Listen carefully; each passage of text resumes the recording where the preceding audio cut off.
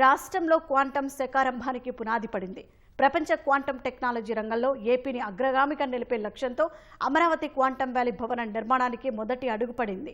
తుళ్లూరు మండలం ఉద్దండరాయనిపాలెంలో quantum valley భవనం నిర్మాణానికి ముఖ్యమంత్రి చంద్రబాబు, కేంద్ర మంత్రులు జితేందర్ సింగ్, పెమ్మసాని చంద్రశేఖర్, మంత్రులు నారా లోకేష్, నారాయణ, దుర్గేష్లు శంకుస్థాపన చేశారు.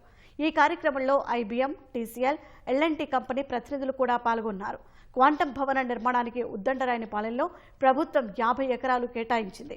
భారతదేశపు మొదటి 133 క్యూబిట్ క్వాంటం కంప్యూటర్ను అమరావతికి తీసుకురావడంలో ఐబీఎం, టీసీఎస్, ఎల్ఎన్టీ సంస్థలు కీలకంగా వ్యవహరించనున్నాయి.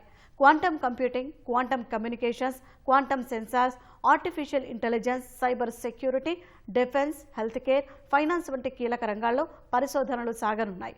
ఆగస్టు నాటికి క్వాంటం వ్యాలీ భవనం సిద్ధం చేసి డిసెంబర్ కల్లా క్వాంటం కంప్యూటర్ను ఏర్పాటు చేయాలని ప్రభుత్వం లక్ష్యంగా పెట్టుకుంది.